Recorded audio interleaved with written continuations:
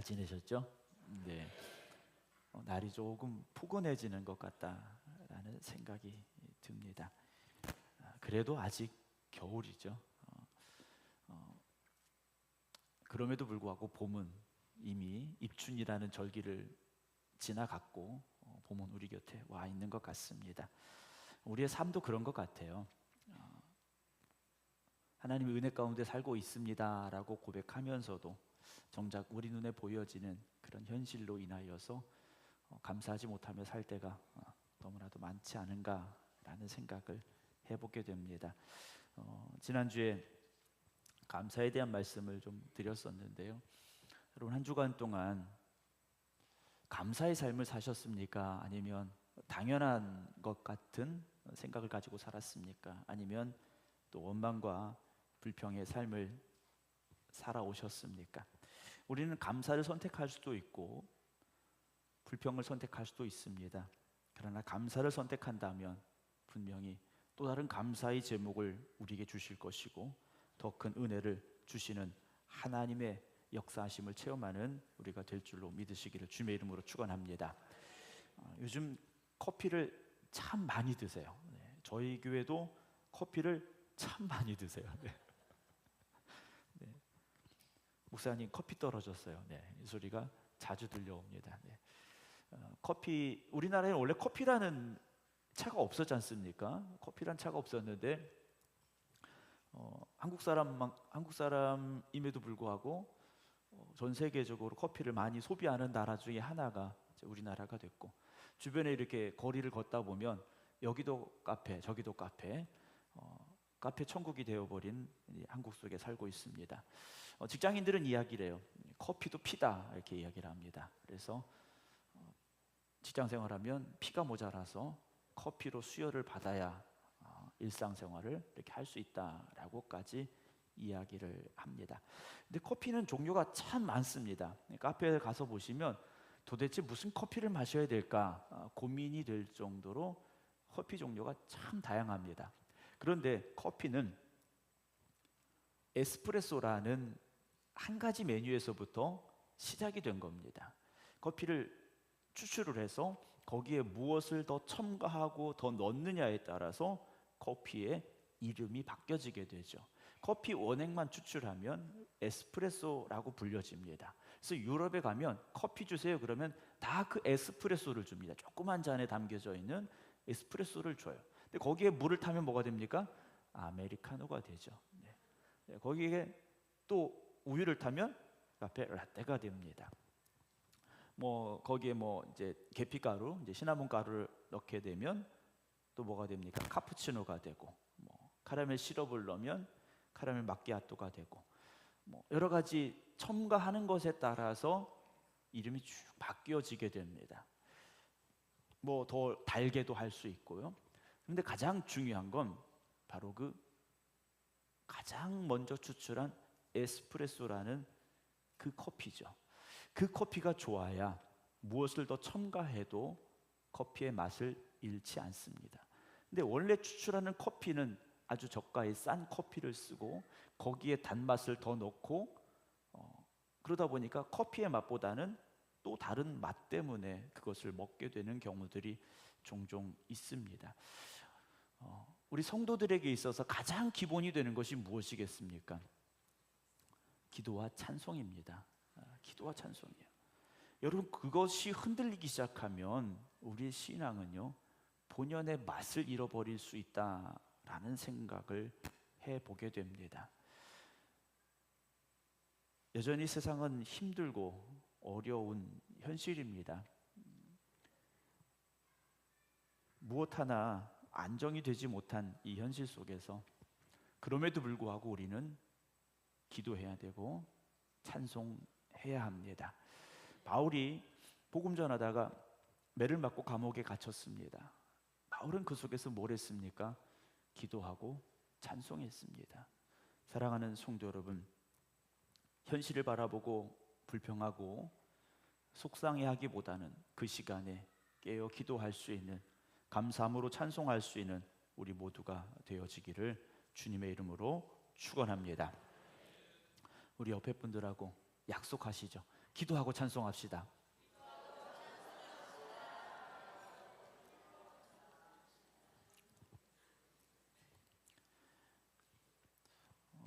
창세기 2장 16절 17절 보게 되면요, 여호와 하나님이 그 사람에게 명하여 이르시되, 그 사람이 누굽니까?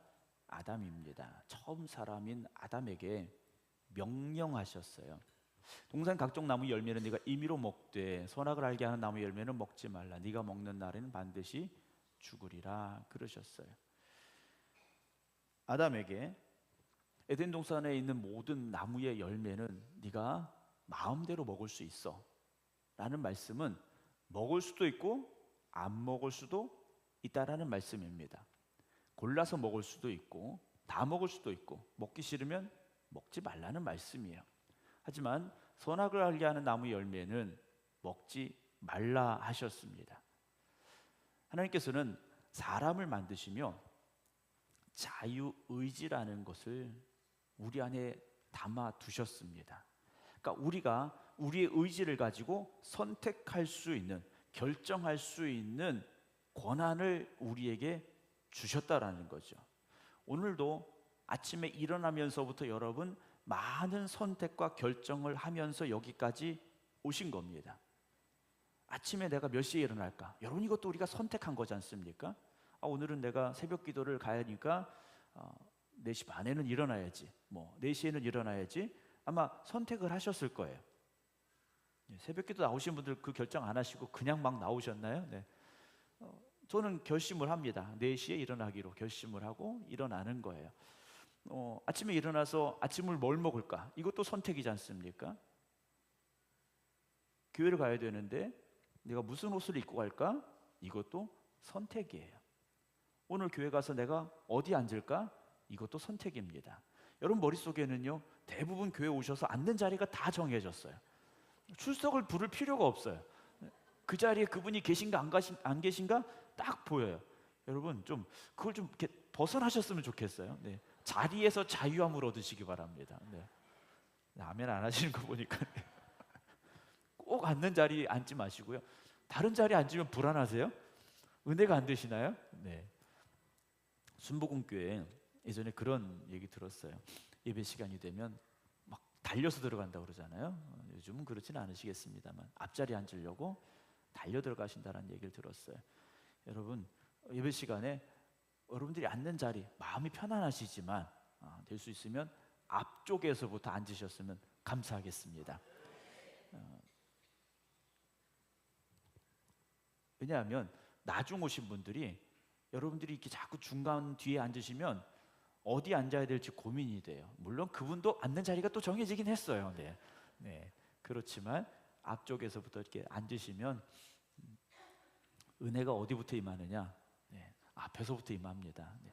네. 죄송하지만 뒤에 계신 분들은 이게 한참 걸려요. 네. 한참 걸립니다. 네. 어쨌든 우리에게 하나님은 자유의지라는 것을 주셨어요. 그래서 결정과 선택을 할 수 있는 힘을 주셨어요. 근데 간혹 이 선택 장애가 있는 분들이 있어요. 결정하는 데 있어서 고민이 많은 분들이 있어요. 제 아내는 아까 커피 얘기를 드렸는데 커피숍에 가면, 카페에 가면 뭘 먹어야 될까 항상 고민이 많습니다. 이걸 먹어야 될까? 이것도 맛있는 것 같고 저것도 맛있는 것 같고 뭘 먹어야 될지 항상 고민해요. 그래서 저한테 물어봅니다. 뭘 먹어야 될까? 이렇게 저한테 물어봐요. 그러면 제가 답을 주는데 답을 주는 게 참 어렵습니다. 왜냐? 맛이 다 다르기 때문에 똑같은 메뉴라도 맛이 다르기 때문에 좀 제가 결정해 주는 게 또 저에게 부담이 되기도 하는데요. 어쨌든 우리는 그 자유의지라는 우리의 선택권을 하나님께서 부여해 주셨어요. 그래서 우리는 내 마음대로 선택을 할 수가 있습니다. 그렇죠? 여러분 이 생극교회를 다니시기로 하신 것도 뭡니까? 여러분의 선택이지 않습니까? 여러분 선택이에요. 물론 그 선택 가운데 담겨져 있는 하나님의 뜻과 계획하심이 있음을 우리는 믿습니다. 그러나 여러분 이따가 점심시간에 가서 내가 밥을 얼마큼 먹을까? 이건 하나님의 뜻과는 상관이 없어요. 네. 아담에게 선악을 알게 한 나무 열매를 먹지 말라, 죽는다 그러셨어요. 이건 선택의 의지로 결정할 수 있는 문제가 아니라는 거죠. 이건 반드시 지켜야 되는 명령이라는 겁니다. 선택을 할 수 있는 자유의지도 주셨지만 하나님의 말씀이 우선이 되어야 되는 삶을 또한 우리에게 주신 거죠. 우리가 교회 안에서, 믿음 안에서 자유의지라는 것을 잘못 쓰게 되면 어떻게 되느냐? 우리가 하나님 위에 올라가게 됩니다. 우리가 하나님 위에 올라가게 돼 있어요. 하나님은 사람을 만드실 때 하나님을 섬기도록 우리를 만드셨습니다. 그런데 자유의지를 주신 하나님 앞에 그 자유의지를 우리가 잘못 사용하다 보면 우리가 하나님 위에 서게 된다라는 거죠. 창세기 3장 4절 5절 보면 뱀이 여자에게 말합니다. 너희가 결코 죽지 아니하리라. 너희가 그것을 먹는 날에는 너희 눈이 밝아져 하나님과 같이 되어 선악을 알 줄 하나님이 아심이라. 그래요. 눈이 밝아져 하나님과 같이 된다. 하나님과 내가 동등하다. 그 자리에 올라갈 수 있다. 뱀이 유혹을 했다라는 거죠. 여러분, 자유의지라는 것은 창조주 되신 하나님 안에서, 그의 말씀 안에서, 그의 권위 안에서 우리가 순종하는 과정 중에 일어나는 하나의 선택이 되어져야 되는 것이지, 하나님의 말씀을 무시하고 내가 하나님이 되어서 하나님의 자리에 서서 선택하는 자유의지는 결국 무엇이 되느냐? 죄가 됩니다. 창세기 3장 6절 보면 여자가 그 나무를 본즉 어떻게 보입니까? 먹음직도 하고 보암직도 하고 지혜롭게 할 만큼 탐스러웠다라고 돼 있어요. 그 이전에 이들이 선악을 알게 하는 나무의 열매를 못 봤을까요? 봤을 거예요. 근데 그 전에는, 뱀의 유혹이 있기 전에는 그거 먹으면 정말 죽을 것 같았을 거다라고 저는 생각을 해요. 이건 쳐다도 보지 말아야 돼, 저거 먹으면 죽어 라는 무서운 마음이 드는 열매였을 거예요. 그런데 뱀의 유혹을 듣고 나니까 생각이 바뀌었습니다. 이거 먹어도 될 것 같아요. 그래서 여자가 그 열매를 따먹습니다. 그리고 옆에 있는 남편에게도 줬어요. 그리고 아담도 역시 먹었다라고 되어 있습니다. 여러분, 자유의지가 정말 필요하고 중요하죠. 그러나 그것이 하나님의 말씀을 뛰어넘어서는 안 됩니다. 하나님의 말씀을 뛰어넘어서 내 생각대로 결정하려고 해서는 안 된다라는 것이죠. 결국 그것은 죄가 될 수밖에 없기 때문입니다. 자, 여러분, 하나님이 여러분들을 통제하시길 원하십니까? 네. 조금 부담스럽죠? 네. 하나님께서 하루 24시간 1년 365일 나를 통제하길 원하십니까? 우리는 그 통제를 받아야 됩니다. 그런데 우리는 어떻습니까? 어느 순간 나만의 시간이 필요하다. 네. 나만의 공간이 있어야 돼. 좀 자유로울 수 있어야 돼. 이런 유혹이 우리에게 찾아오더라는 거죠. 어떻게 해요? 뱀이 아담과 하와를 유혹했듯이 그럴듯한 이유를 가지고 우리에게 찾아옵니다. 그 유혹 앞에서 우리는 흔들리기 시작한다라는 거죠. 저희 아이들이 이제 많이 컸어요. 네. 언제 이렇게 컸나 싶을 정도로 진짜 많이 컸어요. 네. 어렸을 때는 엄마 아빠의 통제 안에 있습니다. 그렇죠. 어렸을 때는 갓난아기 때는 뭐 할 수 있는 게 없지 않습니까? 그러니까 먹어 그러면 먹어야 되는 거고, 네. 씻어 그러면 씻어야 되는 거고. 그런데 조금 크면 어떻습니까? 나 이거 먹기 싫어, 이거예요. 나 이거 하기 싫어. 그걸 달래려고 어떻게 합니까? 야, 이거 먹으면 이거 해줄게. 어떤 보상이 따라가게 돼 있어요. 그렇지 않습니까? 그러다가 조금 더 크면 이거 하면 뭐 용돈을 더 줄게. 저는 그런 얘기는 안 해본 것 같아요. 용돈을 잘 안 줘가지고. 네. 어쨌든 뭔가 보상이 따라가게 돼 있어요. 그래서 사람들은요, 권력을 좋아하고 돈을 좋아합니다. 왜냐하면 권력과 돈을 가지면 다른 사람들을 통제하고 지배하는데 아주 유효하기 때문이에요. 여러분, 오늘 교회 나오시는데 오늘 예배가 끝나면 금 한 돈씩 준다, 이러면 여러분 교회 오시겠어요, 안 오시겠어요? 와, 할렐루야 하지 않습니까? 네. 금 한 돈씩 준다. 네. 뭡니까? 여러분, 금 한 돈에 지배받기 시작하는 겁니다. 근데 사람들이요, 그렇기 때문에 내가 권력을 가지고 돈을 가지면, 경제적인 힘을 가지면 다른 사람들을 지배하고 통제할 수 있다고 생각하기 때문에 세상 사람들은 그 돈을 쫓아가고 권력을 쫓아가기 시작합니다. 하나님께서 우리를 통제하고 지배하실 수 있는 힘이 있으실까요, 없으실까요? 있으시죠. 하나님은 얼마든지 하나님의 의지대로 우리를 통제하실 수 있는 능력이 있으신 분이에요. 그런데 그럼에도 불구하고 그렇게 하지 않으세요. 하나님은 우리를 그렇게 통제하고 싶어 하지 않으신다라는 거예요. 우리가 우리의 자유의지를 통하여서 하나님이 나의 아버지 되심을 고백하고 내가 예배자의 자리에 서고 하나님이 기뻐하시는 길로 가기를 하나님은 기대하고 계신다라는 거죠. 자유의지를 우리에게 주신 하나님은요, 우리가 그것을 잘 사용하여서 하나님이 기뻐하시는 삶을 살기를 원하고 기대하고 계시는 거예요. 그래서 하나님은요, 우리의 무엇을 보십니까? 중심을 보신다고 그랬어요. 우리의 중심을 보시는 하나님이세요. 그 말의 의미가 무엇이겠습니까? 억지로 하는 게 아니에요. 어쩔 수 없이 하는 게 아니라는 겁니다. 내 마음속에서 나의 자유의지를 가지고 내가 기쁨으로 선택하고 기쁨으로 결정하여 하나님이 기뻐하실 수 있는, 하나님이 영광 받으시는 그 자리에 서는 것, 하나님께서 그 중심을 보고 계시다라는 거죠. 그런데 우리가 겉으로만 그럴듯하게 하는 것은요, 이건 절대 자유의지가 아닙니다. 그런 척 하는 것뿐이라는 거죠. 그래서 하나님은요, 우리에게 무엇을 기대하고 계십니까? 순종을 기대하고 계신 거예요. 억지로 하는 순종이 아니라 우리가 기쁨으로 결정하고 선택하는 순종을 하나님은 기대하고 계시다라는 거죠.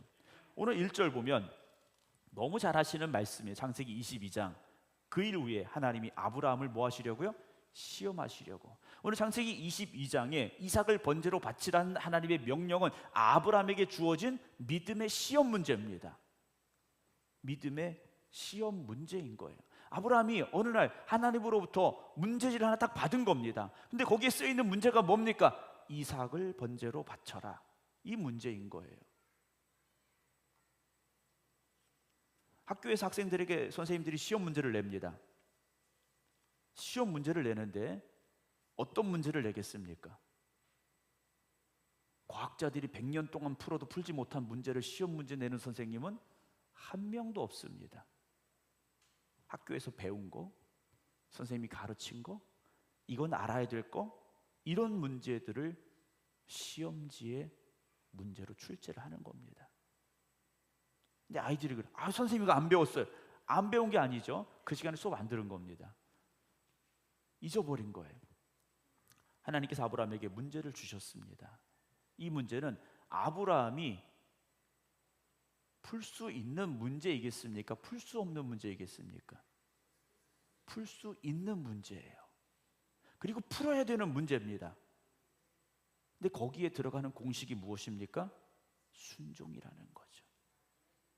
아브라함이 이 문제를 풀어가는 데 있어서 단 한 가지 필요한 조건이 무엇이냐면, 공식이 뭐냐면 순종이에요. 2절 하나님 말씀하십니다. 네 아들, 네 사랑하는 독자 이삭을 데리고 이 문제가 좀 까다로워요. 네 아들이었고 네 사랑하는 아들이고 거기에 하나밖에 없는 이삭입니다. 그리고 이 아들을 데리고 모리아 땅으로 가서 사울 길을 가야 돼요. 내가 내게 일러준 한 산, 거기도 또 하나님께서 지정을 하십니다. 그리고 이삭을 드릴 때 어떻게 드리라고요? 번제로 드리라고. 여러분, 이 문제는 상당히 까다로운 문제입니다. 쉽게 접근하고 풀 수 있는 문제가 아니에요. 우리에게 이런 시험 문제가 왔을 때 여러분은 어떻게 하시겠습니까? 그냥 덮어버릴지도 몰라요. 그냥 덮어버리고 시험장을 나갈지도 몰라요. 만약에 하나님께서 이삭을 원하셨다면, 이삭의 목숨을 원하셨다면 하나님 그냥 데려가시면 됐겠죠. 그 자리에서 죽여서 이삭의 목숨을 하나님께서 가져가셨으면 될 문제예요. 그런데 하나님께서 이렇게 힘든 문제를 아브라함에게 주신 이유는 무엇입니까? 아브라함을 시험하시려고. 오늘 여러분들이 만난 삶의 문제는 무엇입니까? 여러분들이 받아든 시험지는 뭡니까? 그 시험지에서 그 문제를 풀어가는데 필요한 게 뭐라고 생각하십니까? 여러분, 우리는 대부분 시간과 돈입니다. 우리는 시간이 없고 돈이 없어서 그 문제를 해결하지 못한다고 생각을 해요. 3절, 아브라함이 아침에 일찍 일어나. 아브라함이요, 밤새 그 문제를 어떻게 풀어갈까 고민했던 것 같습니다. 그리고 답을 찾았어요. 아침 일찍 일어나 길을 떠납니다. 어떻게 해요? 나귀의 안장을 지우고 두 종과 그의 아들 이삭을 데리고 번제 쓸 나무를 쪼개어 가지고 하나님이 자기에게 일러주신 곳으로 가더라 그랬어요.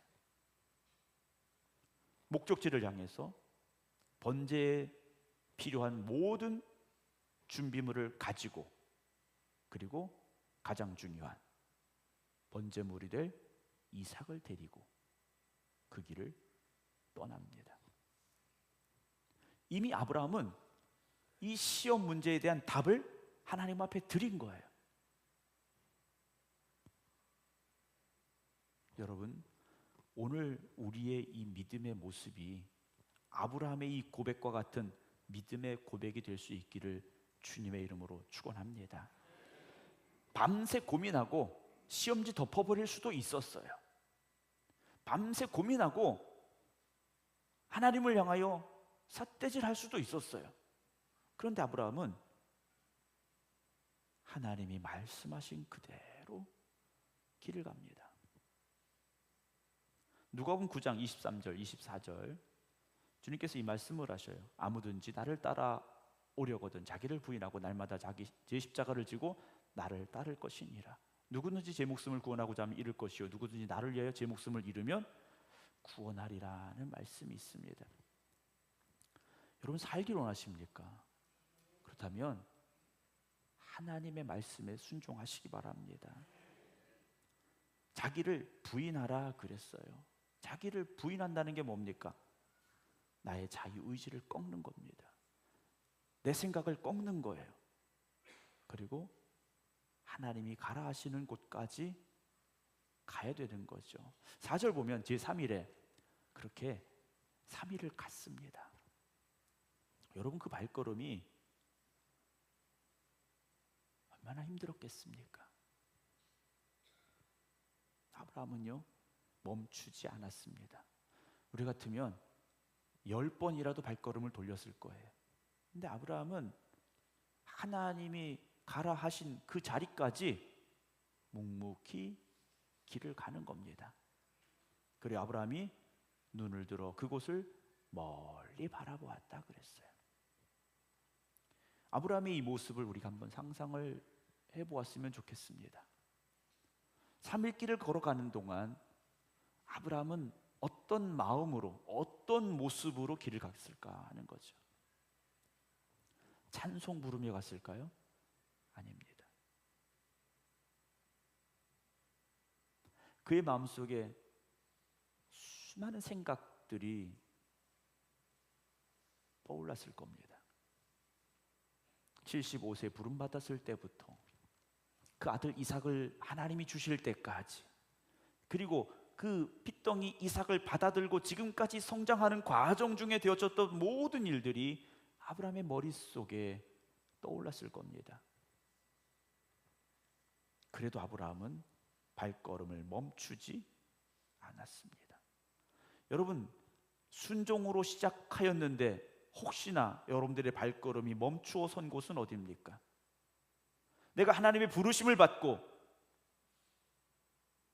출발했는데 오늘 여러분들이 만약에 멈추어 있다면 여러분들이 멈춘 그 자리는 어디입니까? 아브라함은 제3일에 이르기까지 멈추지 아니하고 모리아산을 향해 나아갔습니다. 그리고 눈을 들어 그곳을 멀리 바라보았다 그랬어요. 아직도 도착하지 않았습니다. 지금이라도 돌아가면 됩니다. 지금이라도 집으로 이삭의 손을 잡고 돌아가면 돼요. 5절입니다. 이 아브라함이 종들에게 이르되 자 우리 집에 가자. 이러지 않습니다. 너희는 나귀와 함께 여기서 기다려라 그래요. 내가 아이와 함께 저기 가서 뭐 하겠다고 합니까? 예배하겠다 그래요. 하나님이 예배 드리라 한 그 자리에 가서 내가 예배 드리겠다라고 고백을 합니다. 여러분, 핑계 없는 무덤이 없다라고 말합니다. 모든 일에는 이유가 있고 핑계가 있고 다 있어요. 예를 들어서 오늘 교회를 못 나왔다. 여러분, 못 나온 이유가 있겠죠. 그렇죠? 오늘 교회를 못 나오신 분들에게 제가 전화를 하면 목사님 제가 오늘 교회를 가려고 그랬는데 뭐 이래서 못 갔어요 라는 말씀을 하실 거예요. 제가 전화하느냐? 저 전화 안 합니다. 네. 여러분, 하나님의 말씀에 아브라함 뭐 하고 있습니까? 순종하고 있어요. 근데 불순종한다는 건 뭡니까? 하나님의 말씀에 대적한다라는 거예요. 하나님 말씀이 틀렸다라는 거예요. 하나님이 내신 문제가 이게 오류가 있다라는 거예요. 그래서 하나님, 이건 잘못된 문제예요. 이런 문제는 없습니다. 말하는 것이 결국 나의 핑계고 변명이고 이유라는 거죠.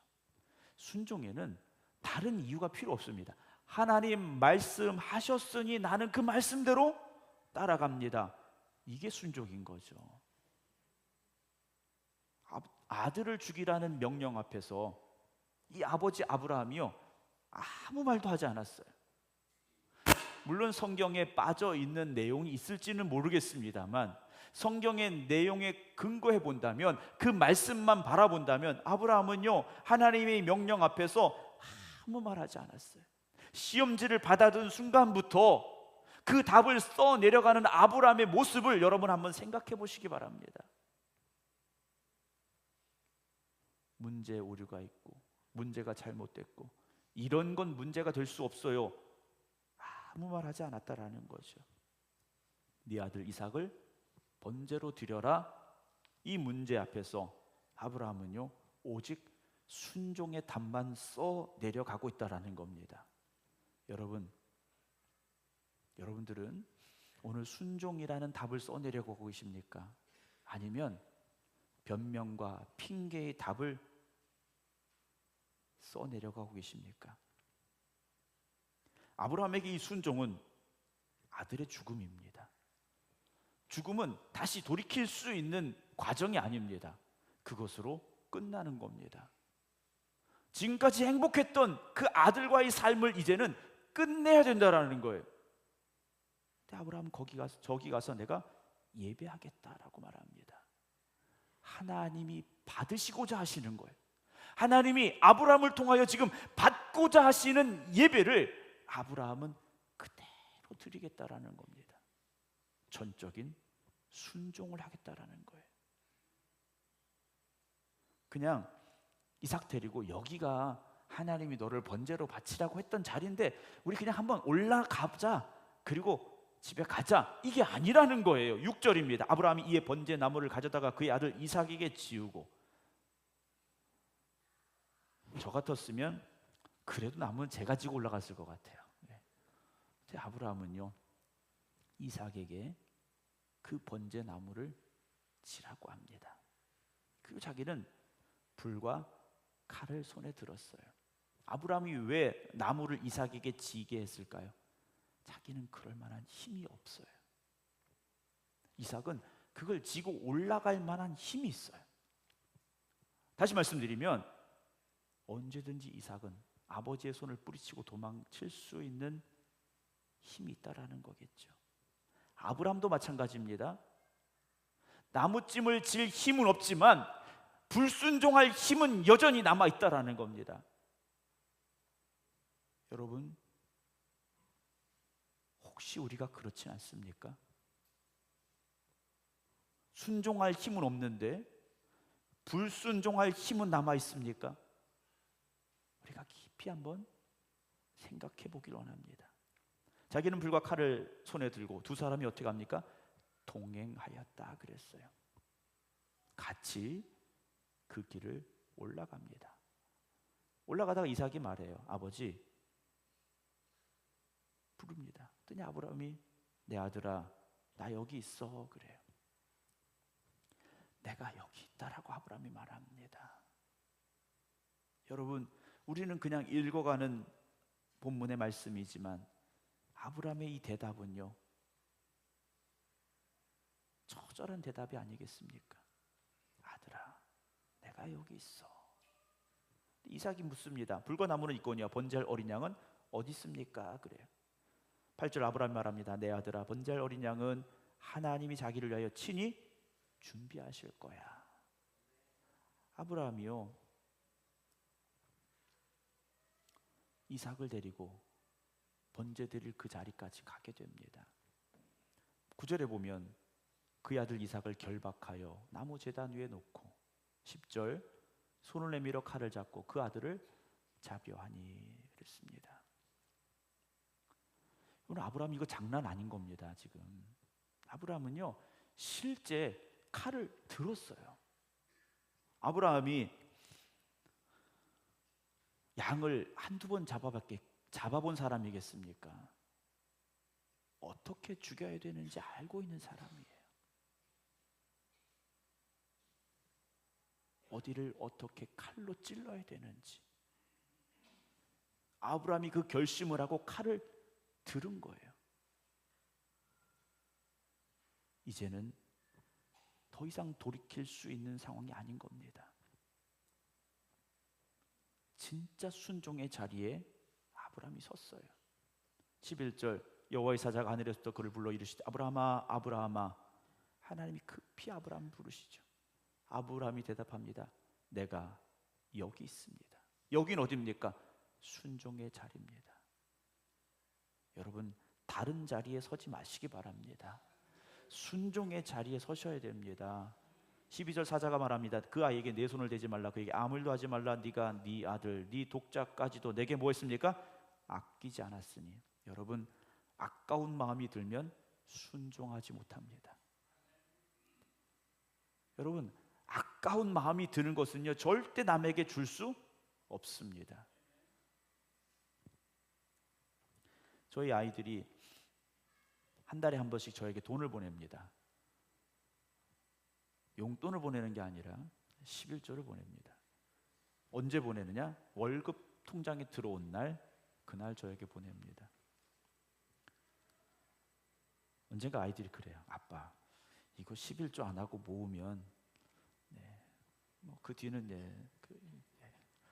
뭘 살 수 있을 것 같아요. 뭘 할 수 있을 것 같아요. 이 얘기를 하더라고요.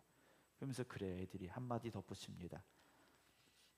내가 목사 딸이 아니면이라는 얘기를 해요. 목사 딸, 이게 그들에게 뭡니까? 순종할 이유가 되는 거예요. 다른 거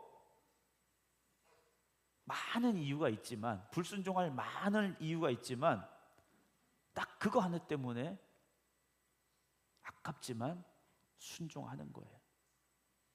근데 아브라함이 그렇게 하는 겁니다. 하나님 말씀 뭡니까? 하나님이 거기에 답을 써주시는 거예요. 그 답을 쓴, 순종이라는 답을 쓴 아브라함에게 코멘트를 달아주시는 거예요. 네가 네 아들 네 독자까지도 나한테 아끼지 않았으니 내가 이제야 네가 하나님을 경외하는 줄 안다 라고 말씀을 하셔요. 여러분, 하나님의 이 평가는요, 더 이상의 어떤 칭찬이 있을 수 없는 최고의 평가를 하나님께서 하신 거예요. 사무엘상 15장 1절 보면 사무엘이 사무엘 선지자가 사울에게 말합니다. 이 당시 이스라엘 첫 번째 왕인 사울에게 말해. 아말렉과 전쟁을 하러 나가는 왕인데, 여호와께서 나를 보내 왕에게 기름을 부어 그의 백성 이스라엘 위에 왕으로 삼으셨은즉, 하나님이 사울을 왕으로 삼으신 겁니다. 이제 왕은 누구의 말을 들어야 됩니까? 여호와의 말씀을 들으소서 그래요. 2절, 만군의 여호와께서 이같이 말씀하시길 아말렉이 이스라엘에게 행한 일, 곧 애굽에서 나올 때 길에서 대적한 일로 내가 그들을 벌하노니. 3절, 지금 가서 아말렉을 쳐서 그들의 모든 소유를 남기지 말고 진멸하되 남녀와 소와 젖먹는 아이와 우양과 낙타와 나귀를 죽이라 하셨나이다 하니, 사울이 백성을 소집하고 그들을 들라임에 세워보니 보병 20만 명이 유다 사람이 10,000명이라 그랬습니다. 사울에게 내린 명령이 뭡니까? 아말렉을 진멸하라는 거예요. 사울의 아들을 죽이라는 게 아니에요. 사울의 재산을 없애라는 게 아니에요. 아말렉을 진멸하라는 겁니다. 그게 하나님의 명령이었어요. 7절 8절, 사울이 하윌라에서부터 애굽 앞 술에 이르기까지 아말렉 사람을 치고 아말렉 사람의 왕 아각을 사로잡고 칼날로 그의 모든 백성을 진멸하였습니다. 이랬으면 좋았을 텐데 진멸하기는 했는데, 9절입니다. 사울과 백성이 아각과 그의 양과 소의 가장 좋은 것 또는 기름진 것과 어린 양과 모든 좋은 것을 남기고 진멸하기를 즐겨하지 아니하고 가치 없고 하찮은 것은 진멸했다. 좋은 것은요, 아까워서 남겨두었습니다. 아브라함은 어땠습니까? 아끼지 않았어요. 10절 11절, 여호와의 말씀이 사무엘에게 임하니라. 이르시되 내가 사울을 왕으로 세운 것을 뭐 하십니까? 후회하노니. 하나님께서는 아브라함을 보실 때 기뻐하셨는데, 네가 나를 경외하는 줄 내가 이제 인정한다라고 말씀하셨는데, 사울을 보실 때는요, 후회한다 그러셨어요. 왜 그렇습니까? 나를 따르지 아니하며 내 명령을 행하지 아니하였기 때문이다라는 거죠. 그래서 이어지는 15장 22절 23절 잘 하시는 말씀이지 않습니까? 여호와께서 번제와 다른 제사를 그의 목소리를 청종하는 것을 좋아하심같이 좋아하시겠나이까? 순종이 제사보다 낫고 듣는 것이 수양의 기름보다 나으니, 거역하는 것은, 불순종하는 것은 뭐라고 말씀하십니까? 중요한다는 말씀입니다. 불순종하는 것은 점치는 죄와 같고, 완고한 것은 사신 우상에게 절하는 죄와 같음이라. 왕이 여호와의 말씀 어떻게 했습니까? 버렸다라고 말해요. 아브라함도요, 시험지 갖다 버릴 수 있었어요. 그런데 끝까지 붙잡았습니다. 13절, 아브라함이 눈을 들어 살펴본즉 한 순양이 뒤에 있는데 뿌리 수풀에 걸려 있는지라. 아브라함이 가서 그 순양을 가져다가 아들을 대신하여 번제로 드렸더라. 마지막 14절 말씀 같이 읽겠습니다. 아브라함이 그 땅 이름을 여호와 이레라 하였으므로 오늘날까지 사람들이 이르기를 여호와의 산에서 준비되리라 하더라. 할렐루야. 여러분, 순종하는 사람에게 하나님이 허락하시는 은혜와 축복이 있음을 믿으시기 바랍니다.